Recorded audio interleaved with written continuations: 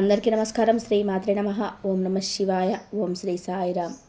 వృషభ రాశి వారికి మార్చి 10వ తేదీన సోమవారం రోజున మీరు ఎదురు చూస్తున్నటువంటి ఎప్పటి నుంచో ఊహించినటువంటి మంచి శుభవార్త అయితే మీకు తలుపు తట్టబోతుందని చెప్పుకోవాలండి. వృషభ రాశి వారికి మరి ఈ రోజున ఎలాంటి శుభవార్త వినబోతున్నారు, అలాగే మీరు ఊహించినటువంటి కొన్ని పనులు ఏ విధంగా మీకు ఈ రోజున పూర్తి అవ్వబోతున్నాయి అనేటువంటి విషయాల గురించి అయితే ఈరోజు మనం ఈ వీడియోలో పూర్తిగా తెలుసుకుందాం. అంతకన్నా ముందు మన ఛానల్ ఎవరైనా కొత్తగా చూస్తున్నట్లయితే ఛానల్ని సబ్స్క్రైబ్ చేసుకొని వీడియో కనుక మీకు నచ్చితే లైక్ చేసి సపోర్ట్ చేయండి. అలాగే వృషభ రాశి వారు మొదటిసారిగా మన ఛానల్ చూస్తున్నట్లయితే తప్పకుండా సపోర్ట్ చేయండి. ఇక ఈ రోజున వృషభ రాశి వారికి మార్చి 10వ తేదీన సోమవారం రోజున వీరి యొక్క దినపరణ ప్రకారం వీరికి రాబోయేటువంటి శుభ అశుభ పరిణామాల గురించి, అలాగే వీరికి అనుకూలంగా ఉండడానికి ఏ దేవతారాధన చేసుకోవడం మంచిది, ఇలాంటి విషయాలన్నీ కూడా ఇప్పుడు ఈ వీడియోలో వివరంగా తెలుసుకుందాం.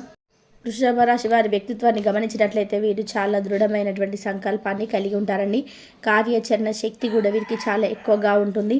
అనుకున్నటువంటిది ఏదైనా కానీ ఒక పనిని మొదలు పెట్టారు అంటే ఆ పనిని చివరి దశ వరకు తీసుకుపోవడంలో వీరు చాలా అంటే చాలా సఫలీకృతంగా ఉంటారు. ప్రతి పనిని కూడా దైవంగా భావిస్తారు. ఏ పనినైనా కానీ మొదలు పెట్టాలనుకుంటే మాత్రం దానిని ముందుగా 1-2 సార్లు చాలా జాగ్రత్తగా ఆలోచించుకొని మరీ మొదలు పెడతారు. ఇక అలాగే ఏదైనా కానీ ఒక నమ్మడంలో కూడా అంతే జాగ్రత్తగా నమ్ముతారు. కాకపోతే కొన్ని విషయాల్లో వీరు మోసపోతూ ఉంటారండి. అంటే ప్రతిసారి కూడా ఏంటంటే బంధువర్గాలతో కానీ స్నేహితులతో కానీ లేదంటే ఇరుగు పొరుగు వారితో కానీ ఇలా ప్రతి ఒక్కరిని కూడా నమ్ముతూ మోసపోతూ ఉంటారు. ఏంటంటే వీరికి ఉన్నటువంటి ఒకే ఒక్క అంటే అతి మంచితనం అనేటువంటి కారణం వలన ఈ యొక్క వృషభ రాశి వారు ప్రతిసారి కూడా ఎవరో ఒకరి చేతిలో మోసపోతున్నారు. అయితే గత కొంతకాలంగా వీరికి కొన్ని సమస్యలు అయితే పూర్తిగా బాధిస్తున్నాయి. అది ఏ సమస్య అయినా కానీ ఉద్యోగపరంగా కానీ, విద్యాపరంగా కానీ, వ్యాపార పరంగా కానీ, ఇలా ఏ రంగానికి సంబంధించిన వారైనా కానీ వారి వారి యొక్క వృత్తులతో చాలా ఇబ్బందులను ఎదుర్కొంటూ ఉన్నారు.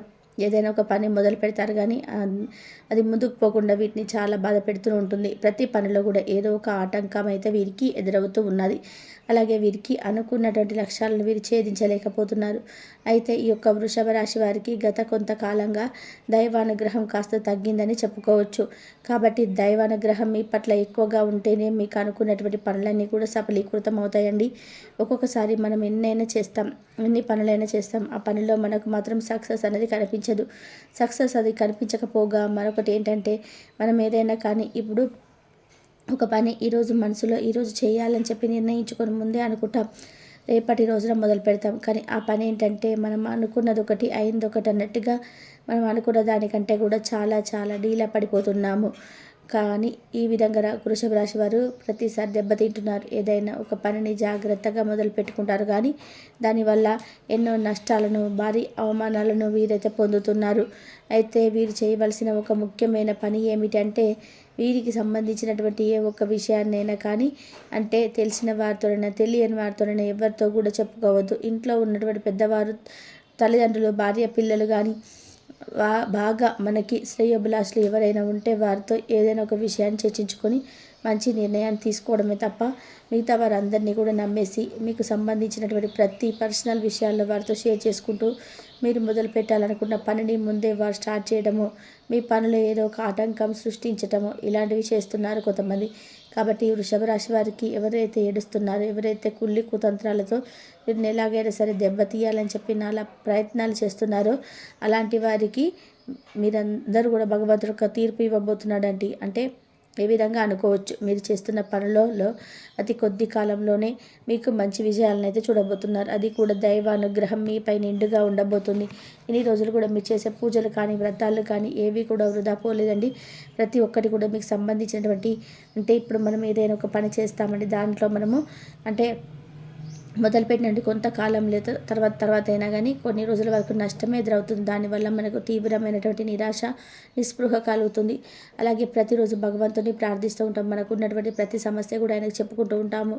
కానీ మనకు ఉన్నటువంటి సమస్యలు కానీ కోరికలు కానీ నెరవేరకపోవడం వల్ల కాస్త మన నిరాశ పడటం అనేది సహజం. కాబట్టి అలా నిరాశ చెందుతున్నప్పుడు భగవంతుడి యొక్క అనుగ్రహం లేదమ్మా అని చెప్పి మనం అనుకోం కదా.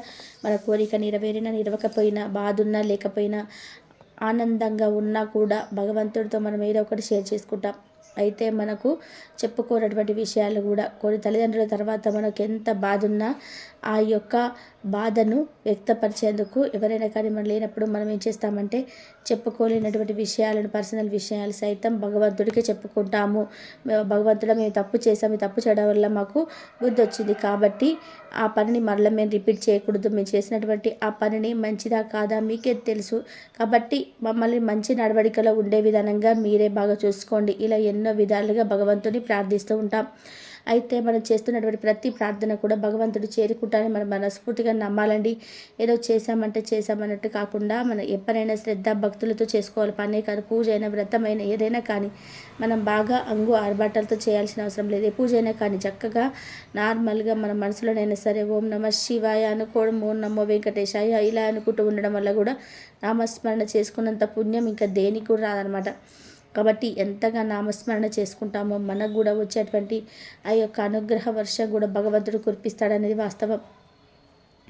ఇకపోతే ఈ యొక్క వృషభ రాశి వారికి అంటే మార్చి 10వ తేదీ ఇవాళ దినఫలితాల ప్రకారం చూసుకున్నట్లయితే వీరికి ఒక మంచిగా ఎప్పటి నుండో ఒక స్త్రీ కారణంగా వీరికి కాస్త ధనం అందేటువంటి ఛాన్సెస్ ఉన్నా కూడా అది ఏదో ఒక ఆటంకాల వలన వీరి చేతికైతే అందకపోవడం జరుగుతుంది.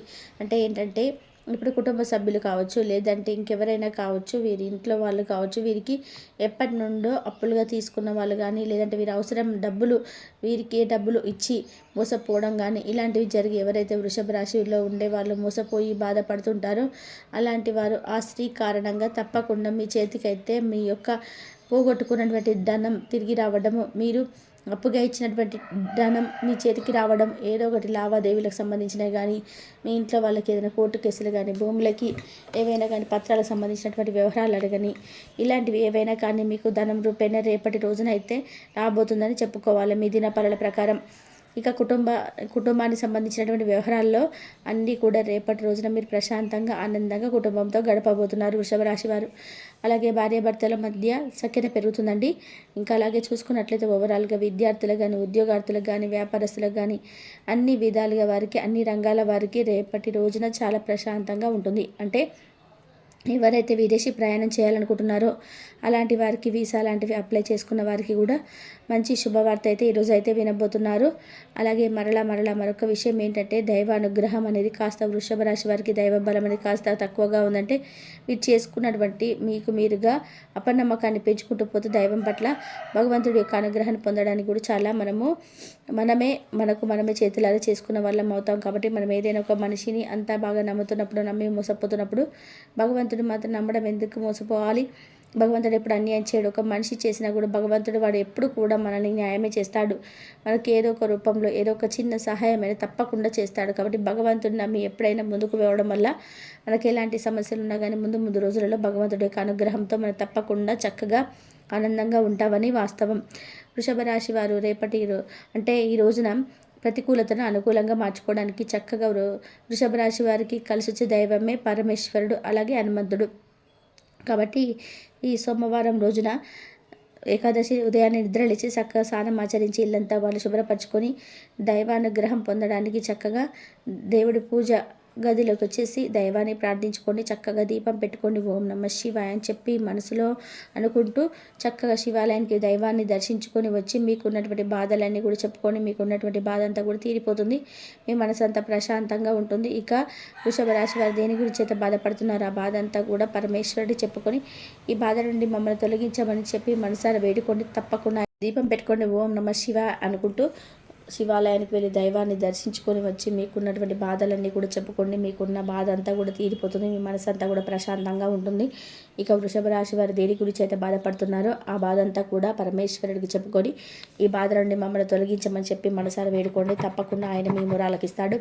మీకున్నటువంటి ఏదైనా సమస్త బాధలన్నీ కూడా ఆయన తెలుసుకొని మీకు ముందే ఒక మంచి ఏదైనా సమస్య వస్తున్నప్పుడు ముందుగా ఆయన అండగా నిల్చొని మీకు ఏ సమస్య రాకుండా ఆయనైతే మిమ్మల్ని కాపాడతాడమనేది నిజంగా సత్యం.